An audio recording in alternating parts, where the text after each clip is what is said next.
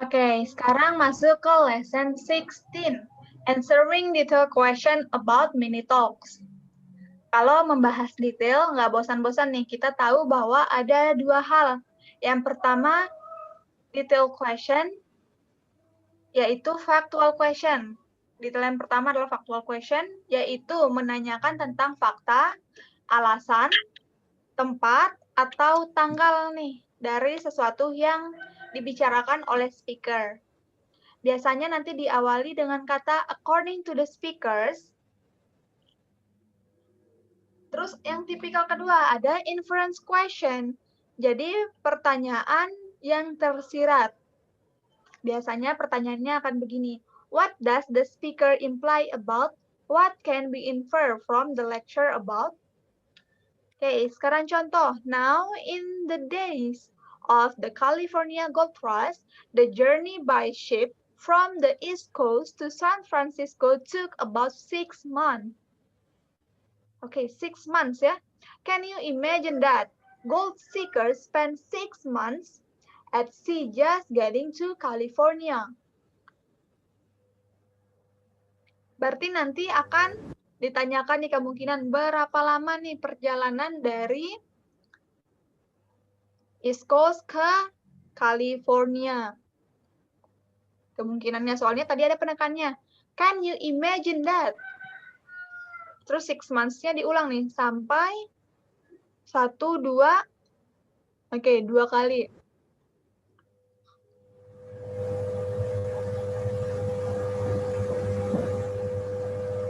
Kita coba masuk ya. Exercise 16.1. Questions 1 and 2. Listen to portion 1 of Talk A. I'd like to welcome all of you to what is, I think, the most unusual course offered by the biology department, the ecology of coral reefs. This course is unique because of our research methods. We don't just collect data from the library. Instead, we go to a coral reef in the Virgin Islands to do field studies. Number 1. What does the speaker imply about the course?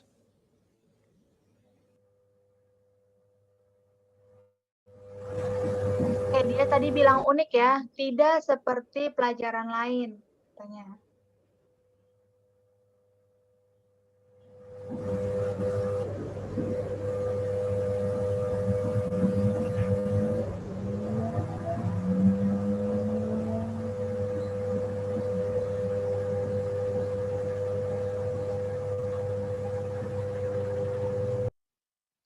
Research-nya bakal gimana?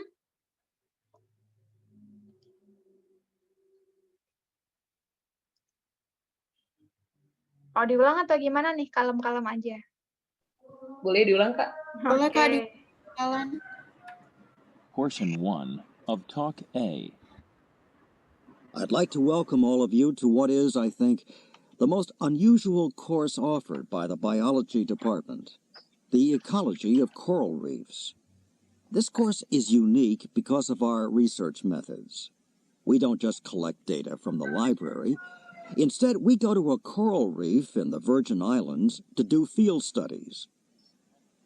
Number 1. What does the speaker imply about the course? Course-nya tadi bilang unik ya. Nggak seperti course biology lainnya.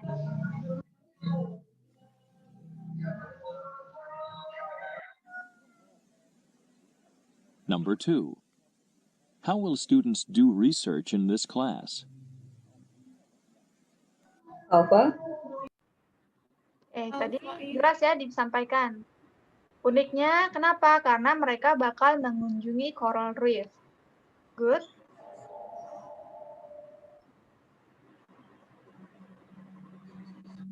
Questions 3 and 4. Listen to portion 2 of Talk A. To prepare you for this trip, we'll first do some formal classroom work in biology. We'll also be going to the university pool to practice scuba diving and to learn the basics of underwater photography. And we'll be talking about precautions you must take to avoid damaging the reef. A coral reef is a very fragile environment, as you'll see. Number 3. Which of the following will be studied in a formal classroom setting?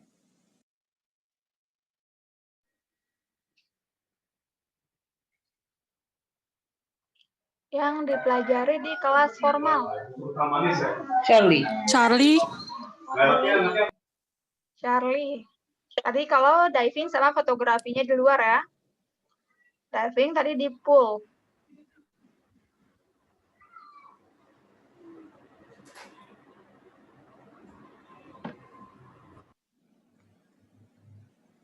Number 4. How does the speaker characterize tropical reefs? Bravo. Oke, easily damaged. Fragile ya. Sama kayak easily damaged, mudah rusak. Good.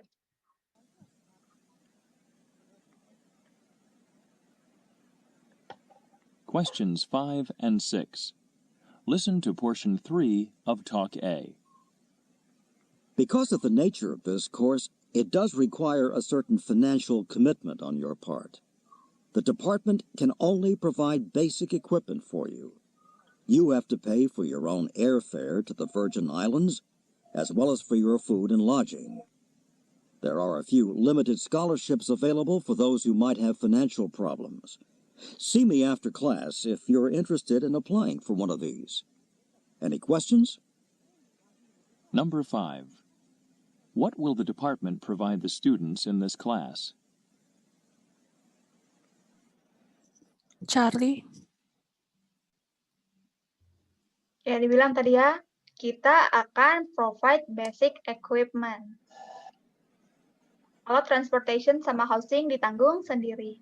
Number 6. What does the speaker suggest for those who might have problems with the costs of this course?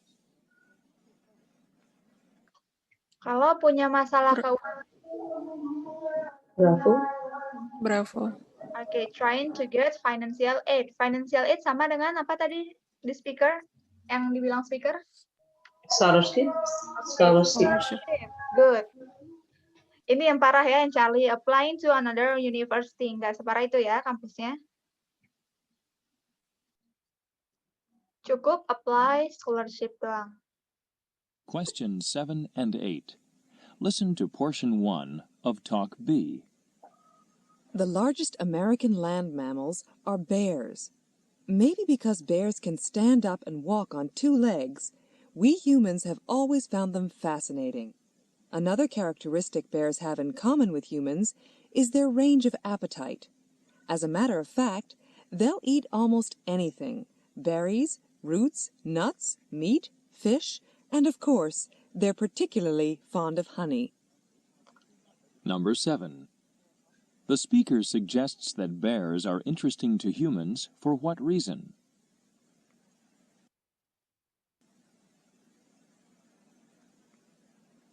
Bravo. Bravo. Oke, tadi bilang, mungkin karena bear bisa berjalan dengan 2 kaki, kita sebagai manusia found it fascinating. Sama kayak interesting ya. Good. 8. What does the speaker imply about the eating habits of bears? Charlie. Oke, mereka Charlie. tidak terbatas makanannya oleh beberapa jenis makanan doang. Tadi dijelasin ya, makannya banyak banget tuh, ada contoh-contohnya. Kayak fish, terus honey, berry.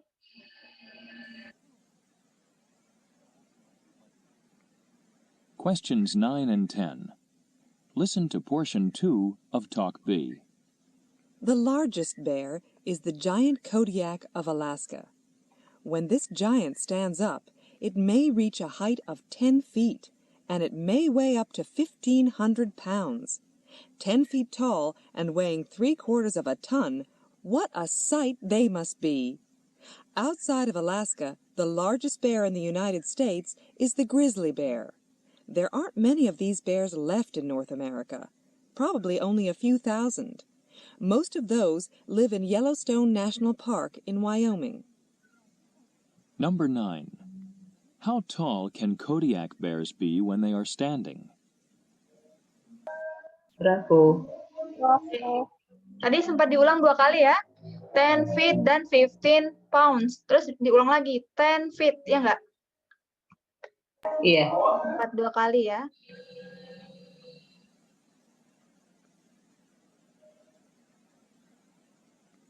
Number 10.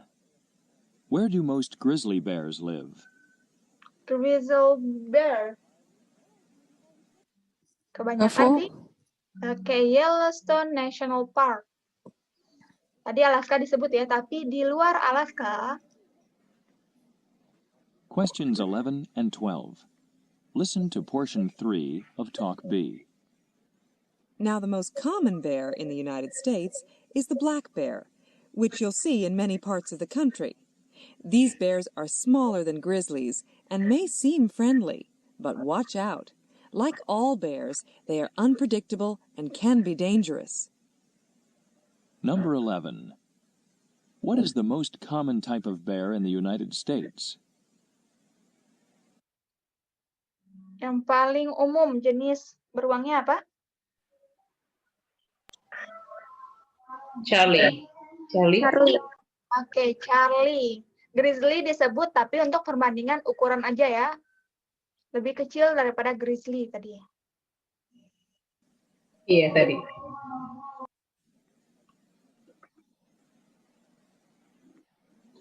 Number 12. Which of the following can be inferred from the lecture about black bears?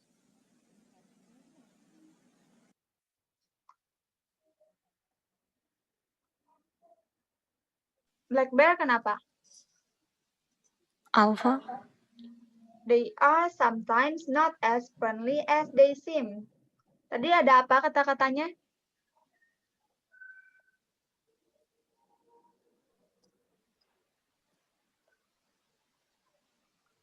Dia walaupun dia tampak friendly tapi bisa berbahaya. Okay, they might seem friendly. Like other birds. Mereka berbahaya. Watch out ya tadi katanya. Questions 13 to 14. Listen to portion 1 of Talk C. The skies above Earth are turning into a junkyard, according to space scientists. Ever since the Soviet Union launched Sputnik, the first satellite way back in 1957, virtually every launch has contributed to the amount of debris in Earth orbit. Luckily, most of this junk burns up after it re-enters the Earth's atmosphere. But some will be up there in orbit for years to come. Number 13. When did orbital debris first become a problem?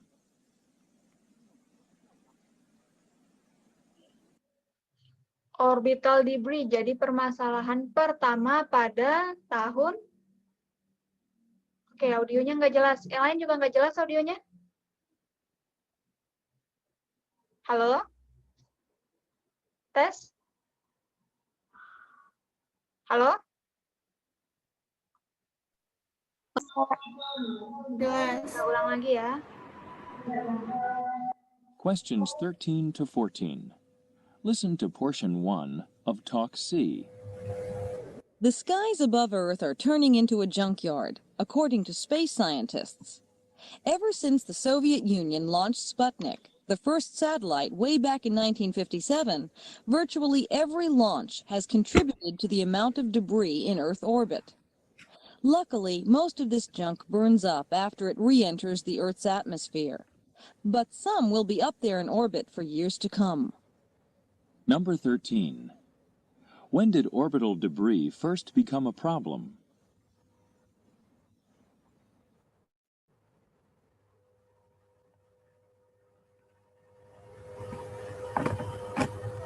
Alpha. In 1957 ya, tadi berarti tahun 1950-an. Good job, Mbak Dini.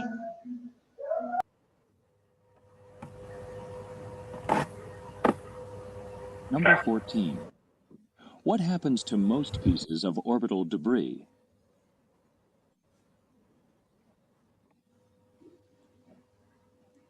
Charlie. Charlie. Okay, burn out in the atmosphere. Good. Questions 15 to 16. Listen to portion 2 of Talk C. Today, there are about 8,000 bodies in orbit being monitored from Earth. Out of all those, only around 300 to 400 are active and useful. There are also probably 500,000 pieces of debris too tiny to be monitored. Number 15. How many orbital bodies are being monitored today?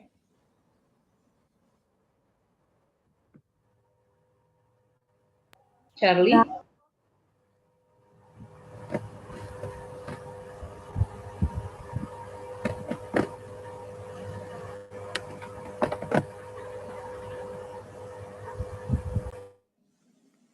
Questions 15 to 16.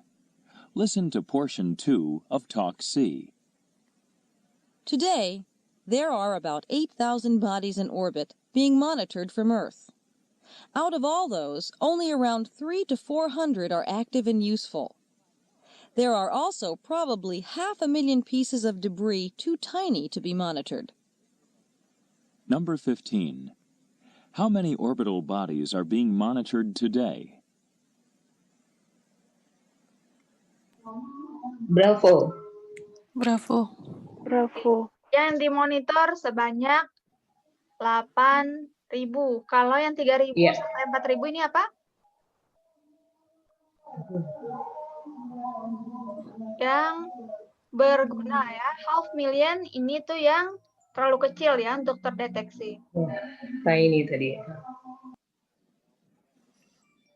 Number 16. Why is it impossible to monitor most pieces of orbital debris?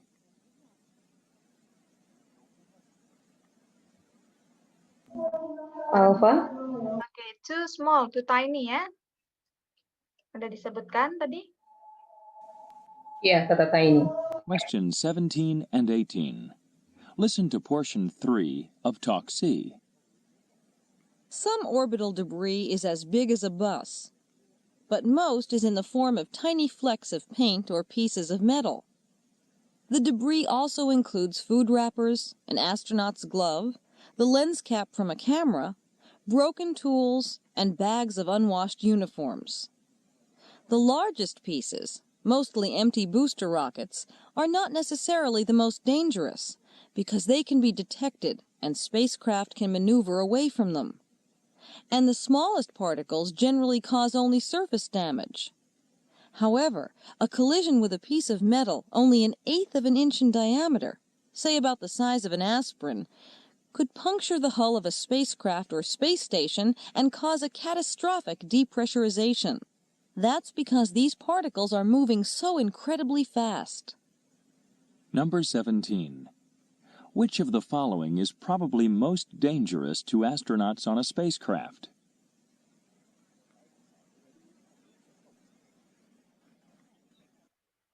Yang paling berbahaya.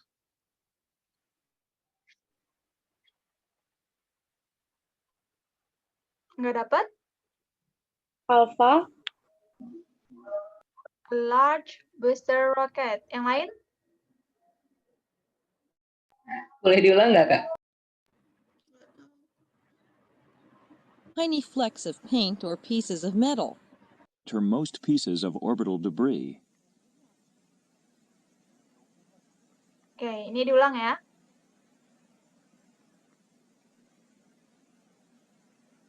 Questions 17 and 18. Listen to portion 3 of Talk C.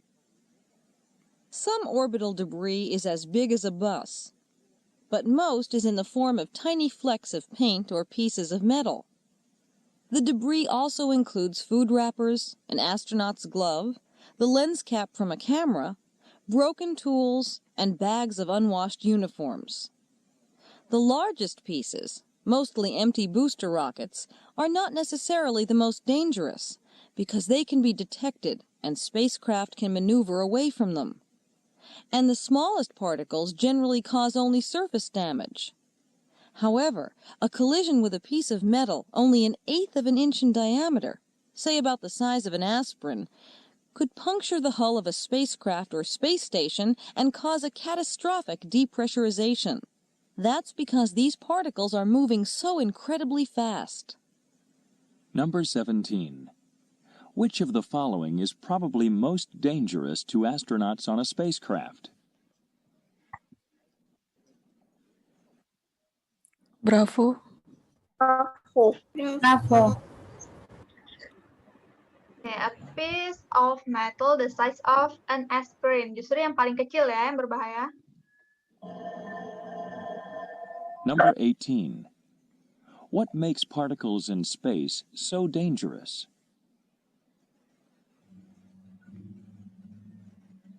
Alpha. Alpha.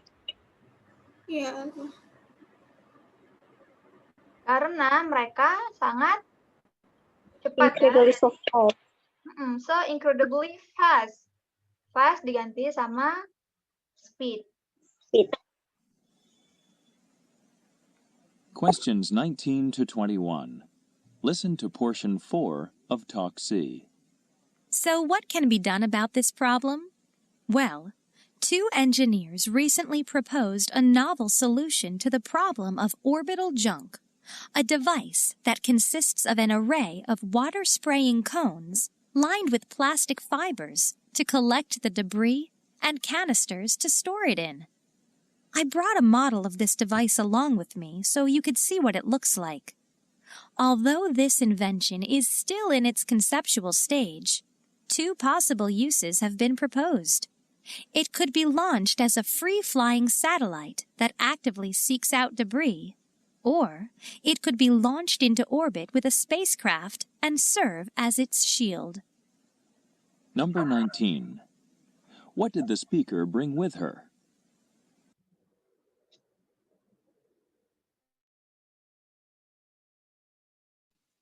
Charlie. Charlie.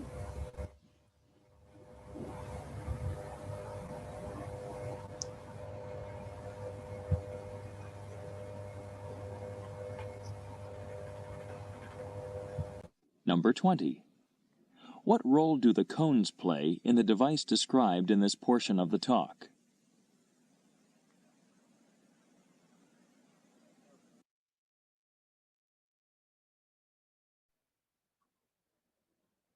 Apa nih fungsinya?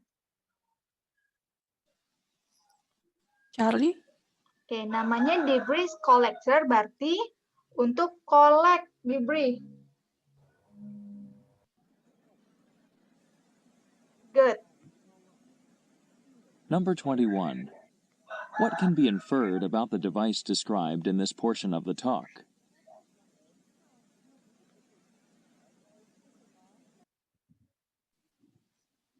Bravo. It has not been built yet. Ada kata apa tadi? Masih konsep. Oke, masih konseptual. Berarti belum dibangun ya. Yang di bawah cuman modelnya doang. Kita lanjut ya. Exercise 16.2. Questions 1 to 5. Listen to a talk given on a university radio station. Hello, this is Dana Lockwood with the Campus News at Noon. Yesterday, the Board of Regents voted to raise tuition here at Hamilton University for the third year in a row. As in the previous 2 years, there will also be increases in the student fees and the room and board charges at the dormitories. This 5% increase makes Hamilton the second most expensive school to attend in the state. Only Babcock University charges more. Penny Chang, co-executive of the Student Council, told us today that there should be some corresponding increase in student services, such as longer hours at the library, more contact time with faculty, and improved lab facilities. However, a spokesperson for the administration said that the additional money has already been earmarked to pay for the higher insurance premiums that the university is being charged, and for the construction of a new dormitory. Number 1. For how many consecutive years has tuition at Hamilton University gone up?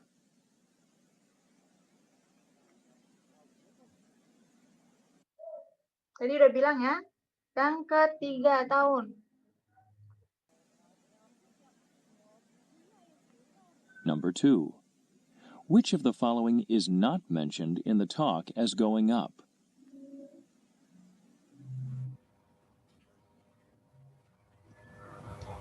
Charlie,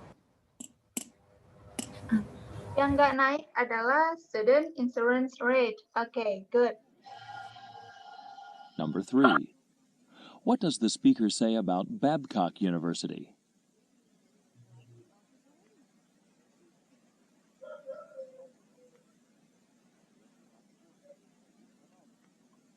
Number 4.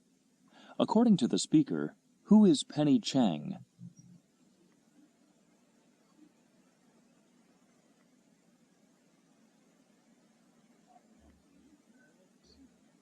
Number 5. What can be inferred from the remark made by the spokesperson for the administration? Oke, gimana nomor 3 tadi?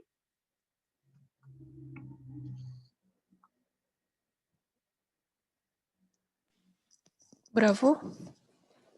Nomor 3, Bravo. It has the highest tuition rates of the state. Soalnya tadi cuma satu universitas ya yang lebih tinggi dari universitas yang disebutin sebelumnya. Berarti dia universitas yang termahal.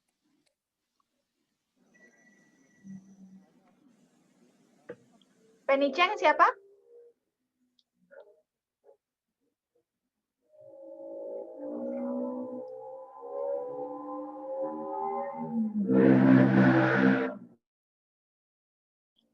Penny Chang kira-kira siapa teman-teman? Bingung? Bingung, Miss. Oke, Ya saya nggak dapet sih tadi Penny Chang. Oke. On up.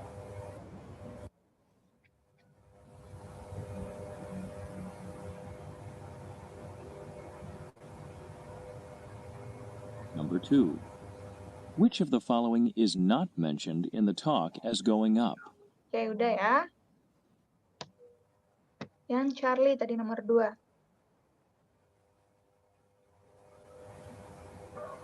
Mentioned in the talk as going up.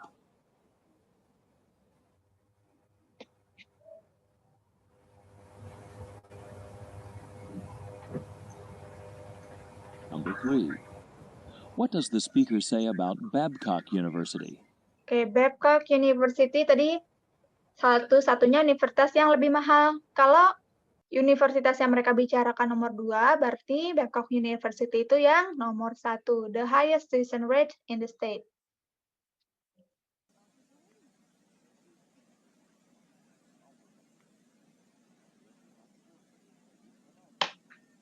Number 4. According to the speaker, who is Penny Chang? Penny Chang-nya adalah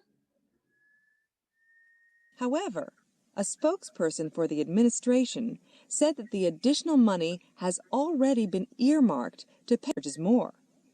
Penny Chang, co-executive of the Student Council, Oke, co-executive of Student Council. Ya nggak? Penny Chang.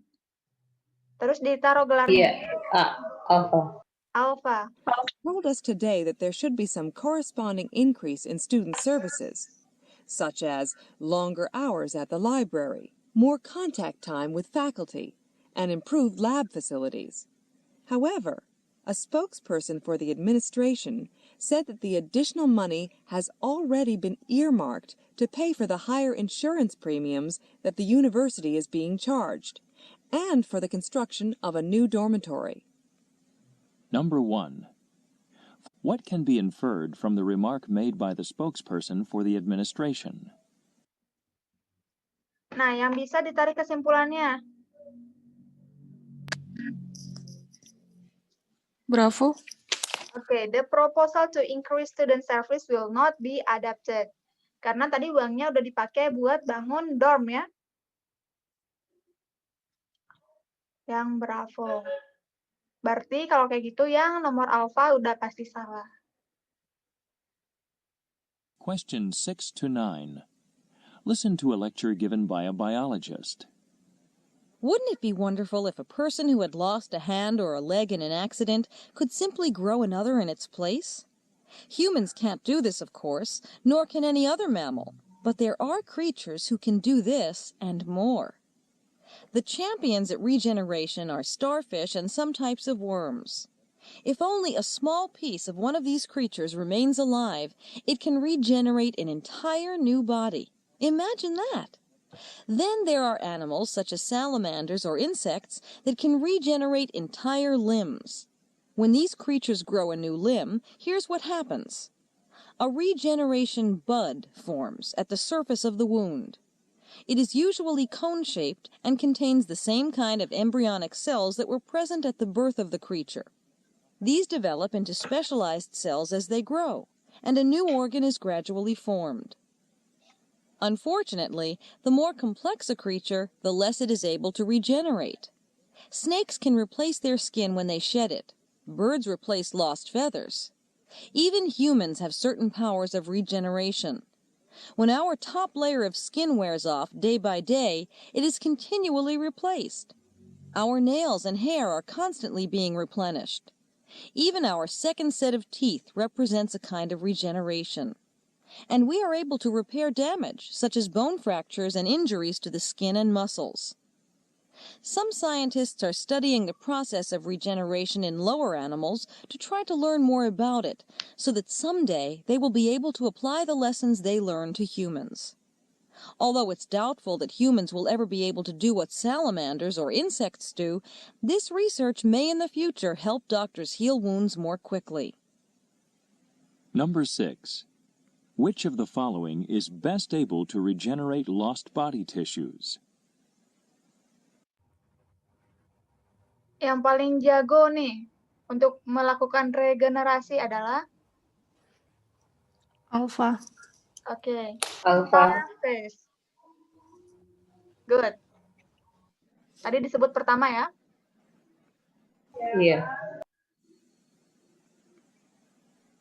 Number 7. Which of the following would not be considered regeneration? Yang bukan regenerasi. Bravo. Charlie. Bravo, an insect Bravo. limb. Insect menumbuhkan lengan baru, masuk kan tadi regenerasi, kan regenerasi hal yang rusak tumbuh lagi kayak gitu. Bagian diri dari Berarti hewan Charlie ya? nggak ada bisa ada lagi. Oke, yang Iya. Charlie, a baby gets its first set of teeth. Ya, oke.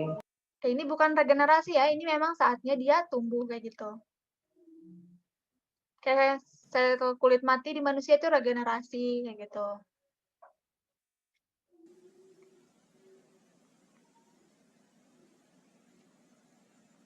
Number 8. According to the speaker, what is in a regeneration bud?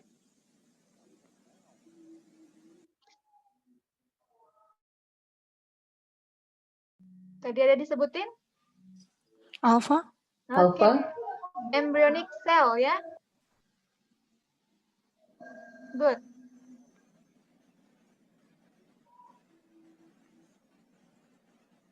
Number 9. According to the speaker, why are scientists studying the process of regeneration? Proses regenerasi dipelajari untuk Charlie. untuk diaplikasikan kepada manusia untuk dijadikan obat. Questions 10 to 12. Listen to a lecture about Noah Webster. Oke, kayaknya nggak bakal cukup deh.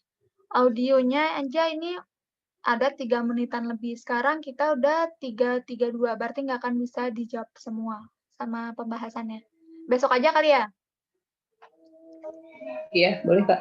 Boleh, Kak. 10 sampai 11, Besok aja. 10 sampai 12 besok ya.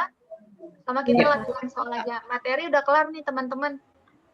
Hari Iya. udah kelar materinya. Besok saya kasih bonus soal lagi aja. Dadah teman-teman, terima kasih banyak ya.